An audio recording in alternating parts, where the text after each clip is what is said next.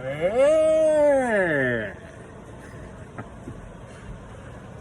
It's a kind of drizzly afternoon here in Fort Lauderdale, and that's kind of fitting for the topic today. I'm looking at, there's been this huge kind of shift or sea change in the way I'm looking at parts of my problems, all this dissociation. Basically, the way I've been playing this stuff for you guys here on this channel is, I'm plugged in with a number of dissociative groups on Facebook. I look at different, it's hard to really concentrate, it's hard to really stick with a lot of reading on this stuff. I've done a number of audiobooks for trauma and dissociation. The exposure I've had so far to people who are like in the DID camp for counseling hasn't been a positive experience for me. It hasn't looked to me like these guys are necessarily on the right track. I think what's being done for people in certain therapeutic arrangements for dissociative identities does have merit. I mean, obviously there's some good work going on. For whatever reason, I'm kind of like an outlier, and I feel like I keep telling people I'm a hybrid, I had all of this birth trauma and broken attachment early on as an adoptee that wasn't adoptable because I had medical trauma, diagnosed with arrested hydrocephalus at 6 months, and then eventually adopted at 10 months into a very loving family and into what turned out to be a pretty cool childhood, aside from this kind of like couple of weird things where we moved a lot. There was a lot of extensive bullying in one place for a while between the ages of like 5 and 7. So enough stuff added up to ratchet me into, not integrating as you would see in your average bear. I'm still on the fence as to whether or not I'm actually full-blown DID or OSDD, which is the otherwise specified dissociative disorder.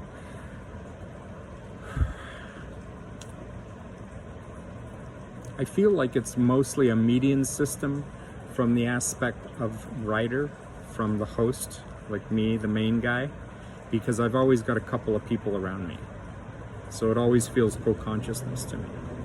I think Patience does her own thing. So from the aspect of what she's able to do, how she can peel out and do her own thing, and I think a couple of other ones, there's the picture where we could be full-blown DID. So it's kind of like a mixture almost in my system. And I'm doing a lot of this stuff on my own. It's sounds a little crazy, but the fitting things together in therapy seems to be, I would say 70% of it is me informing the therapist of what's happening. And then the therapist, for whatever reason, transcribing that into notes. And I've looked at my notes from Nova Southeastern, and just a lot of sort of like inconsistencies, and I think therapist inserted bias as to how I was tracking. And the more I look at this and the more I wonder about how care is delivered. You know, I was an RN for 27 years and in the psychiatric psychological setting for about 20 years as a bipolar patient. It strikes me now that if patients were allowed every year, like let's say every second year, to review their notes from the previous year, so I wouldn't be reviewing my notes for 2021 at this point, right? It's the summer of 2021. But if I was with a provider and wanted to review my notes and wanted to look at everything up to and including 2020 on a yearly basis with some sort of a review team, to be able to say, okay, listen, I've been with this provider for a year, 2 years, 3 years, and I'm going and reviewing their notes from last year to see if I'm on track with the way they've been handling me. Because I really think there's a lot of bias. There's a lot of, you know, people who go into psychology or psychiatry generally have a lot of disturbance themselves, and they're working that out for themselves with this field of study. I'm not saying that's a bad thing. I'm saying it's kind of the nature of the beast, and these perceptions we all have for each other have this kind of quality of, you know, nobody's really sure, but we're going with this because this is the latest thinking. And then in a few years, you know, oh, the latest thinking is shifted, and so we're going with this. And for me, it's like, there's just been a lot of mismanagement and limited communication at times, where I thought in my pleasant or fawning self, I would be engaged with the therapist and thinking, yeah, this is going well, right? Meanwhile, come to figure out, as I've discovered my multiplicity, that people in the back are like, no, this is bullshit. You know, there's a lot of different layers to this stuff that you get more aligned with as you discover more about your different selves. And one of the things this talk mainly is focused on here is my Littlest SPYDER. I did a 20-minute session with Gabor Maté just about a month ago now, and that's, you know, I think we're up around 700 views on our channel right now for that session. And what this guy did in 20 minutes, I haven't seen that kind of approach from anyone else in the therapeutic community. It's kind of like what most therapists would do in 20 months, you know, is to work you into a place of understanding. But this guy just kind of stripped it all down and took me to task on the fact that I wasn't able to connect with my base emotions or my base sensations. And for those of you not familiar with my story, Ryder was formed when the body was 12 years of age. So Ryder doesn't have a lot of that, you know, kids' understanding of things. I certainly get a lot of co-consciousness, indirect or semi-direct understanding of things, but it's not quite lived experience at the level of the host that is Ryder. And what I've been looking at more and more is this notion that these intense periods of depersonalization or derealization that I've had, you know, just these huge blocks of emptiness and just feeling like bleak, out of the blue. They would just kind of like drop into my lap since I was a teenager. And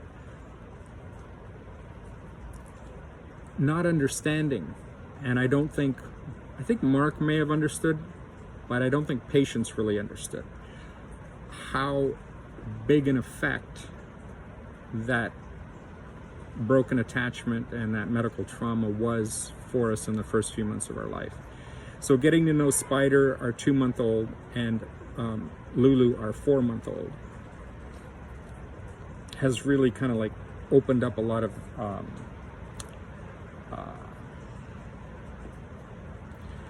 I don't want to say awareness, it's more like instinct. It's I'm trading things off in different layers now, so I can see sort of an instinctive knowledge and a more intellectual knowledge for the older kids and the bigs. So the middles and the bigs will deal more with intellectual stuff. The middles will be more half and half, and the littles will be almost purely instinct. The depression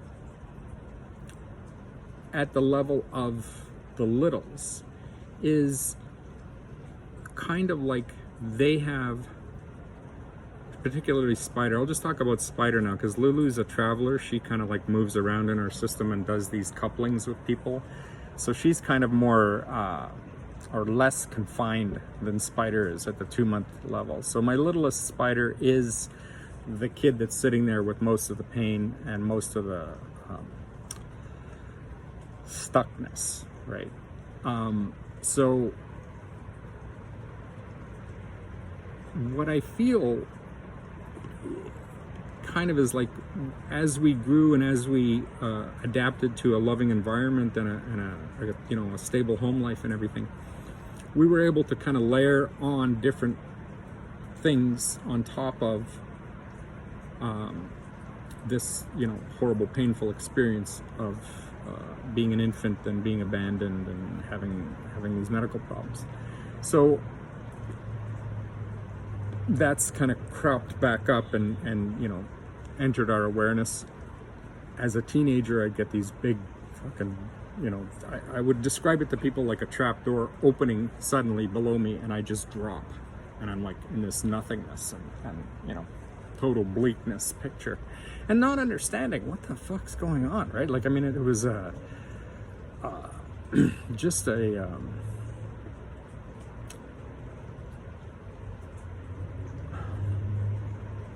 it's hard to describe, but at 13 years old, my night dreaming, the terror and the torquing of my consciousness was so bad. I would be waking up in sweats and just like, you know, freaking out. I sat up bolt upright in bed from a dream, and I said, that's it. I am not remembering any more of my dreams. And from then on, at least for Ryder, a lot of that dream state stuff just shut off. I just kind of like stopped reliving or remembering a lot of the dream stuff that was kind of like floating into me. And now, for the last couple of years, since the multiplicities popped off and I'm aware of these different layers, there's a ton of lucid dreaming between the hours generally of 4, 5, 6 a.m. So I'll sleep from midnight. I'll take melatonin, a couple of valerian root, some magnesium, and I'll sleep for about 3 hours. I can actually be heavily medicated with either muscle relaxants, sleeping pills, things like Seroquel, like the antipsychotic. I've gone up to 75 and 100 milligram doses trying to get myself a solid 6 or 8 hours of sleep. So before my multiplicity popped, I would take these medications and sleep for 8, 10. If I'm using Seroquel or something really heavy duty like that, I could sleep for 12, 14 hours, no problem. Now it's like 3 hours and I'm awake. And so it doesn't matter the amount of medication I use. I have this state of hyperarousal at about 4 a.m. And if I get up, I eat, go back to bed around 6 or 7 or 8, I might be able to get another hour's sleep in between the hours of 8 and 9 or 9 and 10, something like that. But a lot of this has been, you know, wearing me out, like really seriously fucking me up in a lot of ways. And I felt like, okay, this could be like early onset dementia for me. I could be dealing with chronic low sleep, brittle picture for my little, and that hyperarousal state at 4, 5, 6 a.m. in the morning, not being able to get back to sleep, despite I'll retake medications, I'll do, you know, I've done just a whole bunch of stuff. The sleep hygiene stuff, I could almost write a book on that shit. But basically what I'm dealing with, and I think a lot of dissocias will confirm this for you, is this kind of hyperarousal. The wee hours of the morning seems to be where the littles generate a lot of activity. Now, right now, in the afternoon, I would say at least 40 or 50% of the time, I sense my little right now is asleep. You know, like I sense they can have this. I'm doing sleep in divided patterns. There's something called biphasic sleep. If you look up biphasic sleep on Wikipedia, it talks about, you know, before the Industrial Revolution, we never really needed to sleep for 8 hours in a block and then go to work for 8 or 10 or 12 hours. It was kind of like you sleep when you felt like it, 3 hours here, 4 hours here, a couple here, a nap in the afternoon, blah, blah, blah. So it was always kind of like on and off sleep for most of our lives, going back centuries. So I'm kind of looking at this and going, you know, maybe it's not such a big deal. Part of the thing that I've figured out with these big stretches of bleak emptiness is when you start to look at the literature on depersonalization or derealization and that disconnect from yourself, that disconnect from reality, it feels really, really uncomfortable. And when I would experience this, I would be like, oh fuck, yuck, you know, I can't stand this feeling, what's going on? And I would be really like disturbed at how my emotional well-being would just evaporate. This has been going on for 40 years, right? Like these out of the blue kind of like sessions of just feeling like totally empty all of a sudden. So the more I've been reading up on this stuff and the more I've been looking at it, and you know, there's grounding techniques, there's different things you can do to kind of like minimize the effect of this stuff. And we're treating it, I would say, you know, from what I can see, as a crisis state or you know, some sort of imposition that happens, and then you try to get away from it. You try to ameliorate it with different techniques. And that's to say, this is a bad thing. And it does feel like a bad thing. It feels like horrible, like all of a sudden you're just completely empty. But what I've done since this session with Dr. Maté was really look more closely at what was happening for the littlest and saying, okay, he's bringing me this emptiness, right? And I'm thinking in terms of, okay, there's a kid, a baby, a few weeks, month or two old, stuck in a nursery, in a hospital, before I went out to medical foster care, you know. So there was this stretch of just being kind of like alone and feeling abandoned and having nothing to attach to. Like the nurses, you know, I mean, I've told you guys this before, like I became a nurse because I was so drawn to nursing. I was like, oh my God, I you know, when I found out, I think I was 15 or 16 years old, that men could become nurses, I was like, what, really? Wow, that's so cool. And of course, by then I'd already been prepped and geared to go into aviation. So I hadn't done any of the high school chemistries or biologies that I would need to sort of track into a healthcare field. But I did eventually in my mid-20s get into a program for mature students and did all of those prerequisites with my nursing studies. But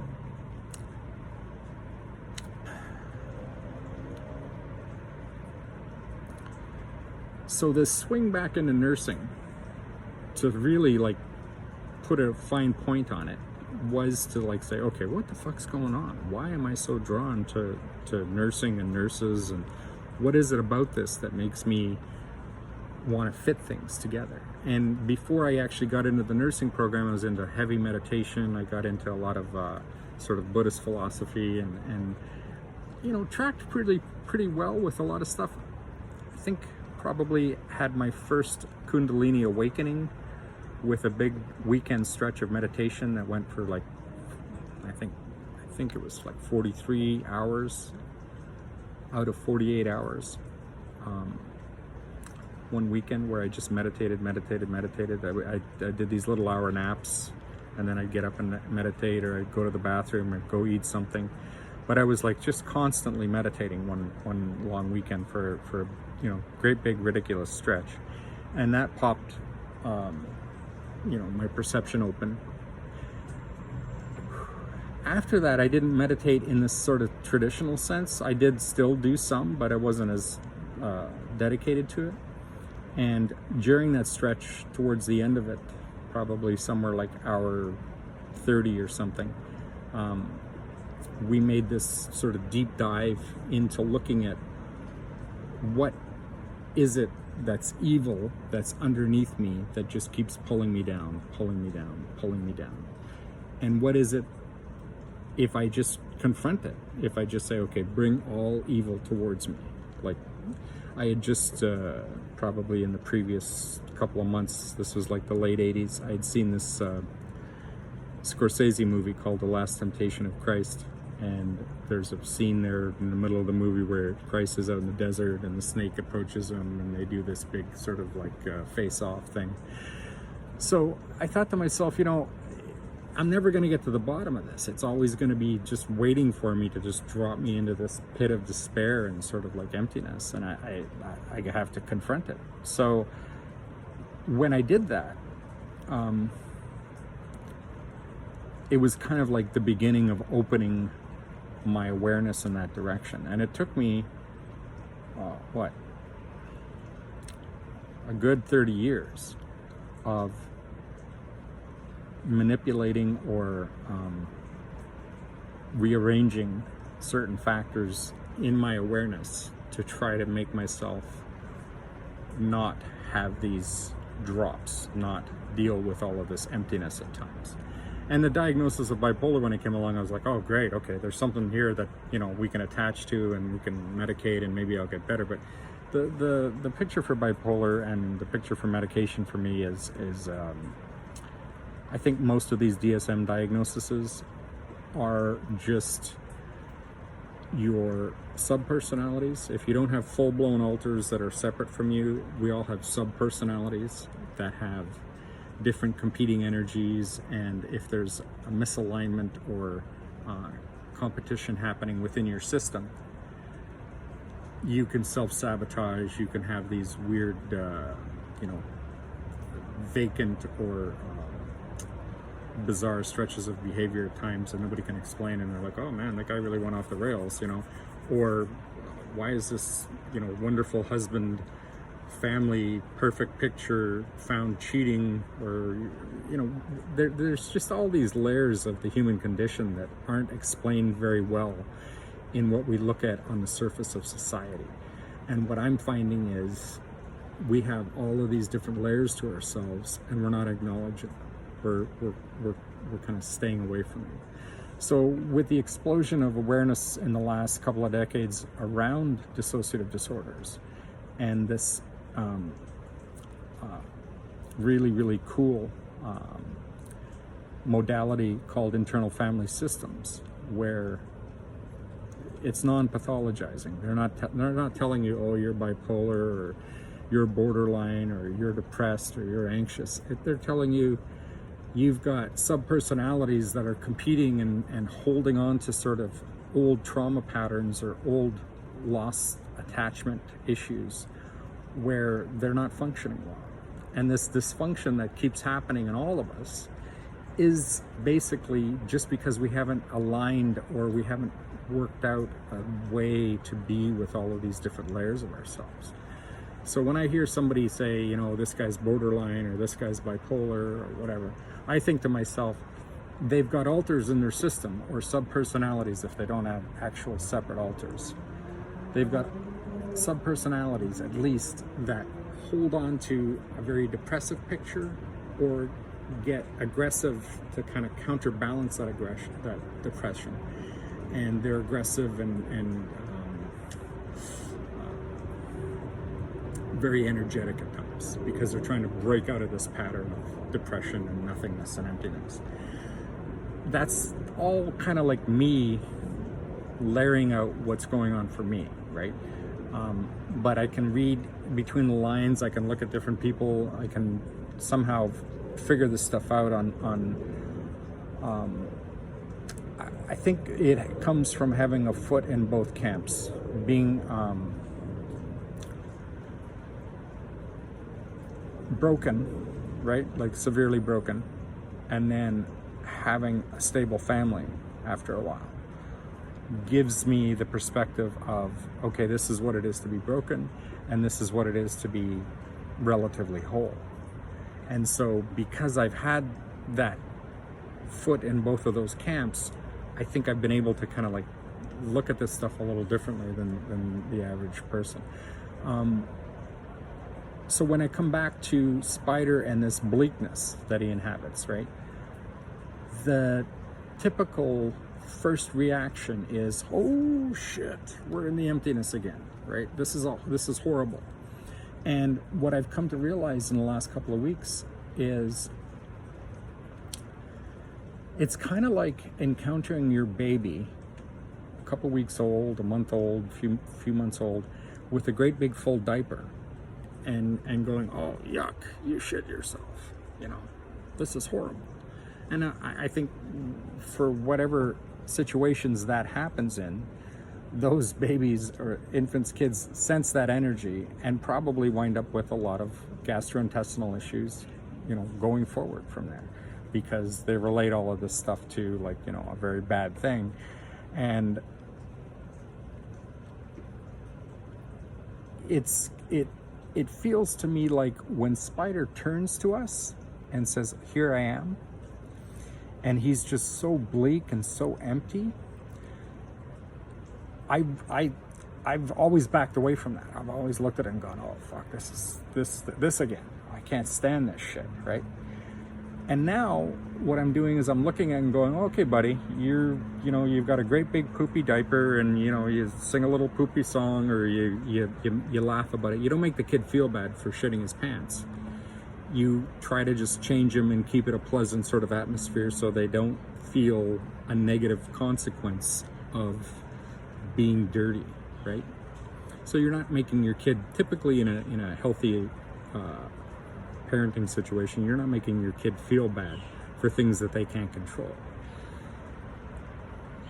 So this awareness came to me just recently that this is kind of what I've been doing. I've been looking at SPYDER with this emptiness and this bleakness, and I've been like, oh fuck, I don't want to deal with this shit. And really, for a couple of weeks there, I started to say, okay, you're empty. This is the bleakness. This is the space you kind of hold on to. And it kind of makes sense, because if you're alone as an infant and you don't feel that sort of maternal bond or some kind of form of attachment, what do you attach to, right? They don't have any sense of separation from anything. So if they're not attached to a caregiver or a couple of steady people in their lives, and nursing, as far as my experience is showing me, that I would have had maybe the same nurse night after night for a couple of shifts, and then someone else, and then someone else. I might have been that screaming kind of like huge head, neurologically brittle kid who would just not shut up, or like people would have had to draw straws. Who's taking that kid, on this shift? Because I had him the last shift. I don't want to take him again. Like, it strikes me that when I look at the adoption notes talking about my hypertonicity, my stiffness, that's always a bad sign. That's when a newborn is stiff, you know that they have some bad neurological stuff going on. And that stiffness dropped off once I got into medical foster care. And so I bonded or attached with that family, that household, whatever it was.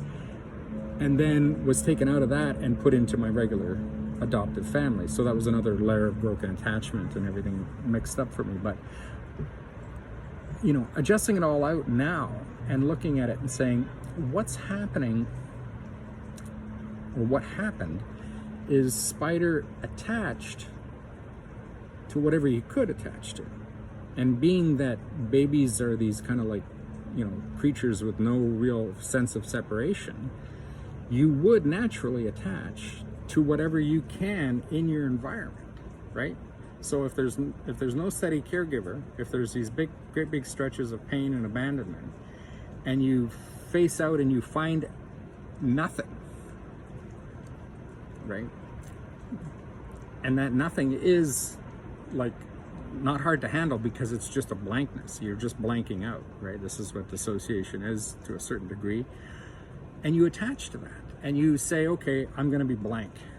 Being blank is better than all the other stuff I'm dealing with. And so when SPYDER turns to us now and says, here I am and I'm blank, and I have to, you know, push him away and go, oh God, this blank shit again. I can't stand this stuff. It's like me saying, oh, you've got a great big poopy diaper, you filthy little creature, you know. And I've been doing this just automatically for decades. So we stopped. We made a conscious decision to look at this and say, okay, he's got this attachment to nothing. You know, he can show up and say, oh, I'm here and I'm completely blank and I don't have anything going on, and welcome to my emptiness. So rather than looking at this depersonalization, derealization, awful emptiness, you know, I've always called it this terrible hollowness that just fucking pops for me. Rather than looking at it as this really, really uncomfortable thing, I'm looking at it now and I'm saying, well, yeah, that makes sense. That's where he's at. This is his milieu. This is what he's known and sort of adapted to. And so we're kind of looking at him and going, well, great, good to see you, you know, and you've got all this emptiness and it's kind of wild. It's, you know, makes us feel like we're not attached to our body. It makes us feel like we're out of our sphere of, you know, our standard personas, our standard coping mechanisms, our standard perceptions that we can hold on to something, you know, and then one of the techniques for us with this kind of stuff would be, okay, let's try to get busy doing something else. And with that busyness and that activity, we would sort of gradually pull ourselves out of that emptiness.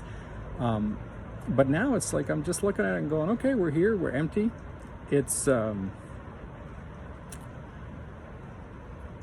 uncomfortable thing that I've always reacted to negatively. And now I'm looking at it and saying, but this is what he's made his way with. This is what he's adapted to, right? And so I look at it now and I say, okay, we just need to be with this for a while because this is where you're at.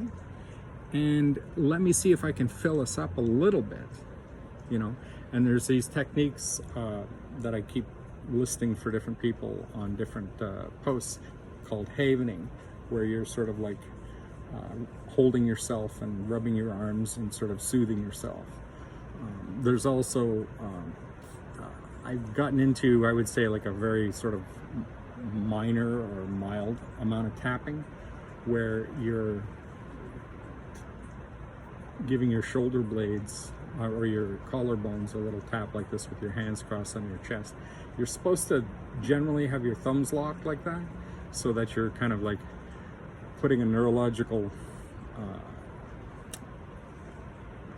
signal into you to feel more present, so that you can recognize that all of this stuff that you're feeling or all of this stuff that you're reliving was in the past, but now there's a present moment that you're not necessarily beholden to that perception. You can step away from it and say, okay, that was in the past, and this right now is the present. So we're doing these little things, these little techniques to try to make ourselves fill a bit of that emptiness. and not look at the emptiness like a bad thing. It's just, as if we can be as objective as possible and say, okay, we're completely empty right now. Our littlest has turned to us, and he's got that sort of bleak, total hollowness happening, and we don't have to freak out about it. Like, we can freak out about it and make him feel worse because, oh shit, you showed up with that emptiness again. Let me get away from this. And that'll just perpetuate it, right? So what we're doing now is we're looking at it and going, okay, well, yeah, you're back here with that emptiness, and that's the way it is. I mean, this has been going on decade after decade after decade. So what about doing something different? What about looking at this and going, all right, let's see if we can fill this up a little bit and not make you feel like this is a huge problem for us. And retraining your brain to say emptiness, bleakness. It's just part of the trip. You're just having these little stretches of, okay, yeah, there's this whole fucking bleak picture going on for me right now, and I'm kind of like not really engaged with things. That to me makes this 3 or 4 times more tolerable. Like in the last couple of weeks, I've noticed the stretches of emptiness, how long they last, has gone down quite a bit. How deep they feel, how kind of like bottomless they feel, they're not as profound, they're not as deep anymore. I feel like yeah, there's this emptiness, things can really drop, but then we kind of come in and intercede and say, okay, let's rub our shoulders a little bit and sing a little song or think some positive thoughts. So that brings us together, and it's kind of like saying, if you drop into the void, and we've always kind of felt this idea in our head, it's no longer a void because you're in it, right? So it's kind of like the void is present for all of us, this nothingness that we sort of encounter from time to time, and we're looking at it and we're like, oh fuck, I don't know about this. And then you step into it. Whether you're doing it consciously like that, or whether it's just coming for you and pulling you in like it's been doing for us for decades, when you're in it, you have the ability to color that environment, right? The old saying, the universe abhors a void. When it draws you into it, it's like, okay, we'll do something with this, change the colors, be animated and a little more lively, and kind of like make the place shine a little bit. Because right now, yeah, it's bleak, it's dark, there's nothing. So now you're in it, bring something to it. And this change in attitude, this idea that we're capable of taking these great big patches of hollowness and making them our own, it's almost like an invitation to say, okay, here you are, everything's gone. Everything that you thought you had going on, your perception of yourself as a certain type of individual with these patterns, this kind of like awareness for what's real out there, like what we're creating in our environment, what we're manifesting with our collective consciousness, that's wiped away, and here you are in nothing. And so it's a chance to recreate. It's a chance to say, okay, I have a blank slate, and here I am. And to look at it in those kind of positive terms and say to myself, all right, I'm back to the drawing board. There's nothing here. What am I opening? How am I dealing with this? What's my way of encountering this in a more productive manner? So yeah, I would say for the first week, maybe 2, when we were doing this, welcoming these big depressive spins, welcoming this like horrible feeling of emptiness, being open to it, it would start to show up more. And the more it showed up, the more it sort of like, for a while there was like, I would say maybe at least like normally, let's say on any given week or month, we might encounter this stuff, 3 to 5, maybe 10% of the time if it's a bad month. But for a stretch there, we were encountering this like a third of the time, or it would feel like half the time we're just holy fuck, totally empty, and we're not focused on anything, and we just have this nothingness happening. And it felt really, really bleak. And these impulses for suicide, would just start popping. And it would be like, okay, I get it. This is like nothing. So, you can check out now. When I talk about suicidal impulses, it isn't to say that I have this huge plan or, this is my pattern. I can just see that that's a natural outcropping of being completely bleak. Of course, that's going to occur to you. Oh, fuck, I can't deal with this. I'm just going to end it. So any of you that are like concerned for me, I appreciate it, but I think I'm getting a handle on this stuff. And yeah, so try looking at your big stretches of bleakness, these disconnects where you've got this depersonalization or derealization happening. Instead of saying, oh, this is awful, say, okay, well, this is where one of my alters, and I think typically infants or very young children will access this somehow because they don't feel like they're that separate from the universe. So if they weren't attached decently to some caregiver, they attached to nothing, right? So now they're bringing you this nothingness. They're bringing you this dirty diaper, this state of like, oh, I'm completely empty. And as your own caregiver, as you reparent yourself, you have to look at this and say, okay, let's figure this out. And doing this for myself in the past few weeks has been a big turnaround. Been, like I was saying in the beginning, a big sea change. I'm gonna cut it here and tell you that the next time I come back, I'm gonna be talking to you guys about dementia. I'm trying to keep these YouTubes a little shorter if I can. I won't get into too much of it right now, but a lot of this last couple of years for me has felt like early dementia, and I've started to get a handle on that, and I've started to look at it and say, okay, it's the littles that are so brittle and so confined that are, eventually coming up. And in your later years, 70, 80, 90 years old, when dementia creeps in, that's your littles kind of taking over and putting you into an infantile or very childlike state. And I'll talk more about that in my next talk with you guys, because I think I have worked out a fair bit of how that works. And this talk on the emptiness, the bleakness, is kind of like a precursor or a preliminary talk for that. All right? So, love y'all.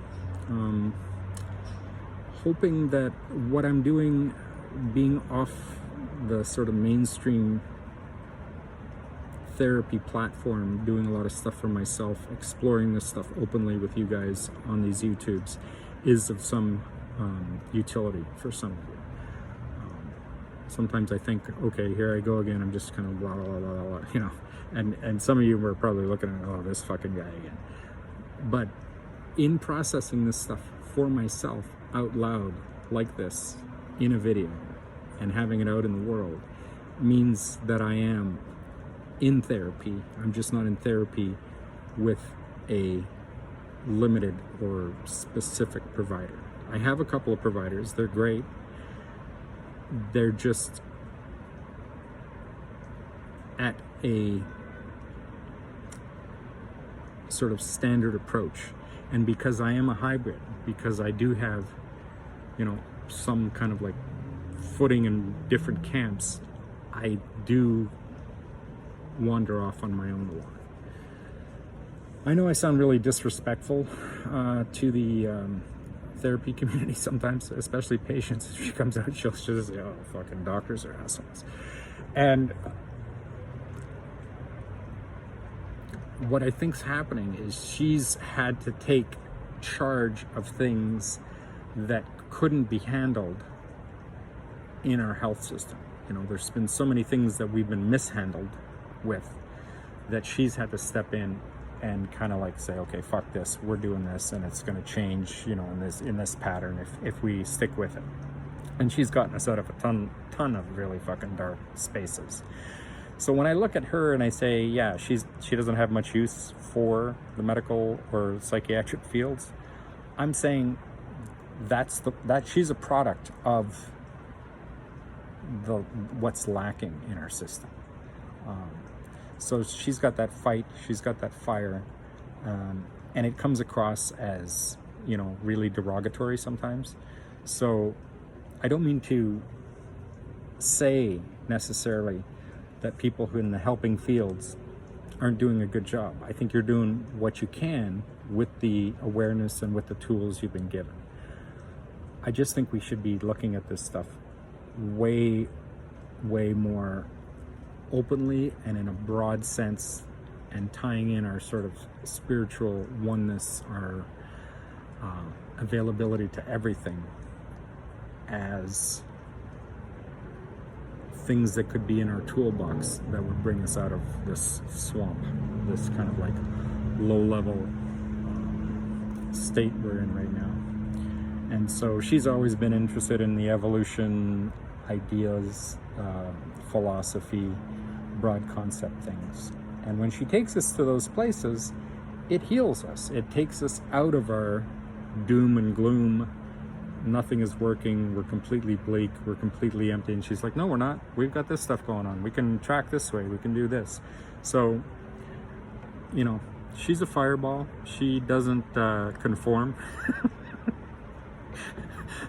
But she's our ace in the hole. She does some tremendous, really strong things for us at times. She gives us the backbone and the resolve to move ourselves forward.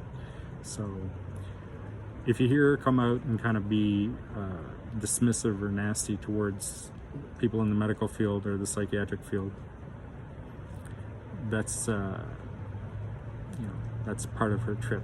That's just the way she's learned to claw her way through life.